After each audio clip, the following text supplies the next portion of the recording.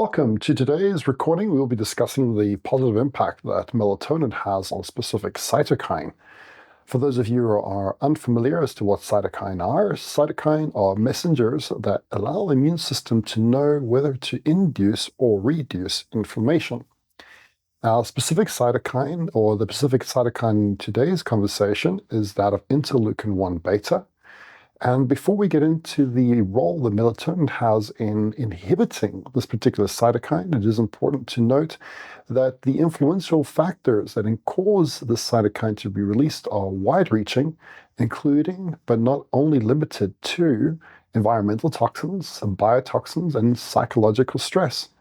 Suffice to say, it is quite a prevalent factor that this particular cytokine gets released on an ongoing basis.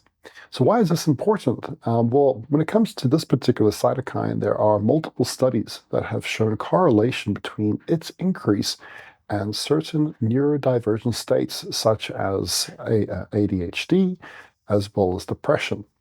So what can we do about this scenario? Well, melatonin plays a good role in inhibiting this specific cytokine release. And in doing so, it also has the potential to improve upon our cognitive capacity. And let me explain to you how. Melatonin's impact on inhibiting interleukin-1 beta has a knock-on effect onto our respiratory chain dynamics. What that means is the different ways in which the mitochondria, the powerhouse of our cells, are able to utilize energy or raw material to produce energy in the form of ATP.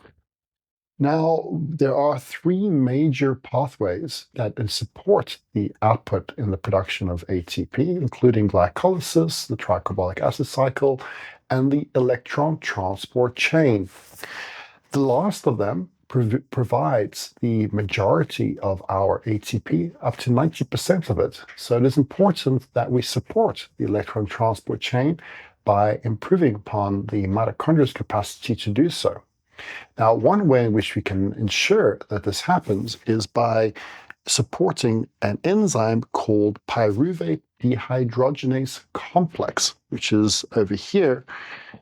And what this particular enzyme does, it converts pyruvate into acyl coenzyme A, which is an intermediary, which is the byproduct from the tricarbolic acid cycle that it allows for electrons to be able to be transported into the electron transport chain and thus create an initial reaction to induce a higher ATP output. Now, in contrast to pyruvate dehydrogenase, we also have a certain enzyme that inhibits its activity called pyruvate dehydrogenase kinase.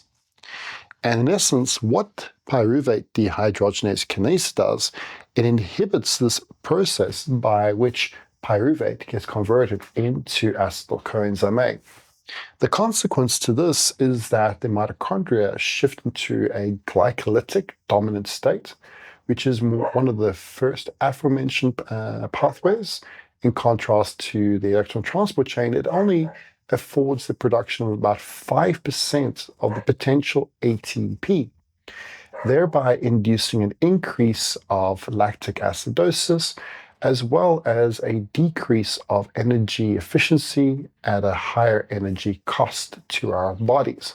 Thus, from a symptomatic perspective, it can induce things like chronic fatigue, and specifically when it comes to the brain, cognitive brain fog, which can lead to certain pathological states such as depression, anxiety, ADHD, to say a few.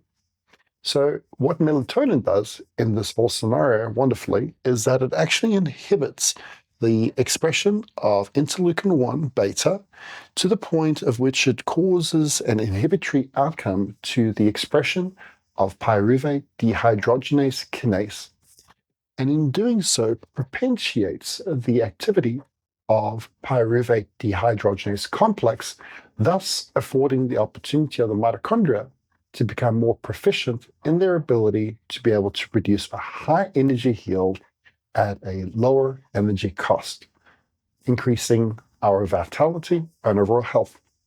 For me, Justin Maguire, I hope this was a useful video for those of you who may be struggling with chronic fatigue or brain fog. Perhaps look into the opportunity of melatonin and seeing as to how it could alleviate the strain as well as potentiate your energy and dynamics in life. Until we meet again next time, remember, stay optimized.